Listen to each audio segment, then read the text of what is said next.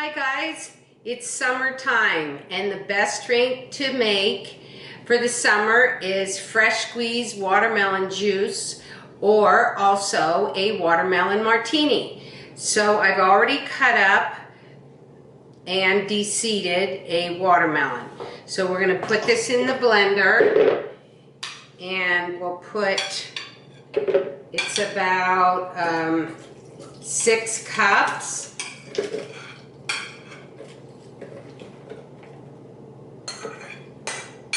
And then we're going to blend that on high.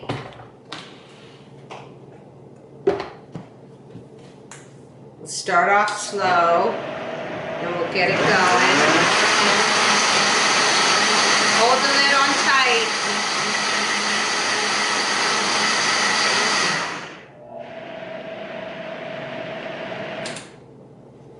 tight. Okay, that was pretty quick. So now the important thing to do is strain it. And the reason is because if we don't, there's a lot of foam in the drink, which doesn't look good, especially in a martini. We can strain it in a measuring cup. This could take some time because of the pulp. So we have pureed our watermelon and also strained it, and we have more going here, and believe me, I'm not going to throw away this pulp. I'm actually going to make a banana watermelon smoothie later, so I will use that. But before I preserve this and put it in my old juice container, I'm actually going to add a little pizzazz to it and zest the skin of a lime. Guys, I've got the zest of a lime. Another little thing that would be great is you'd want to puree it in the blender with the watermelon is some fresh mint leaves. So I'm going to put this in here because we don't need all this for today. This is probably good enough for our martinis, this amount. I'll put this in here too. And I'll remove this. Also, I want to use the juice of my lime. Now, the juice of our lime. Drained, and now we're ready to assemble our watermelon martini. We've got our martini glasses with a piece of watermelon for garnish, and just so you know, each glass holds about 3/4 of a cup of liquid, and so that helps us know the amount of ingredients we need to put in. So we're going to put in a cup of ice, and then we'll put in a cup of watermelon juice. So that'll be about a 1/2 cup of watermelon juice per drink, because by the time the ice melts a little bit and then we add the vodka, it should be enough. And I also want to top it with seltzer. I'm using Grey Goose vodka. So we're going to add a shot in a glass per drink. So that's 3 ounces.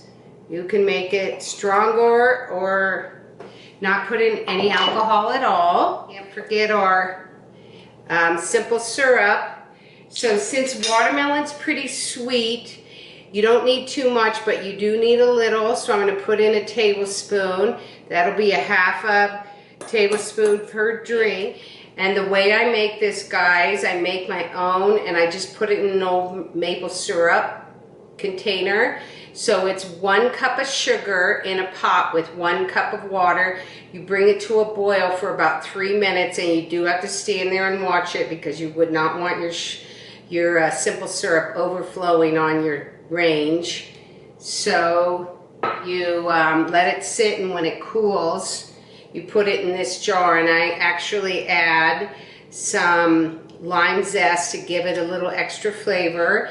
And you can also, for margaritas, put in a little piece of jalapeno. So let's get this going before the ice melts. So we want to make sure everything's on super tight.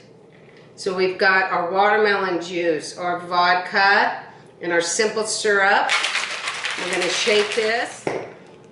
And because we strained it right after we blended the watermelon, we will not have any foam, which is really nice.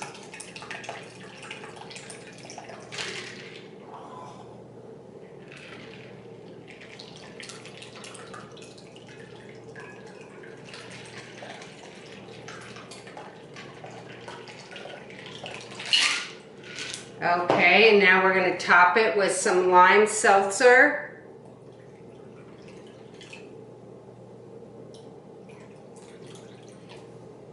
And there you have it, guys. Your homemade watermelon martinis.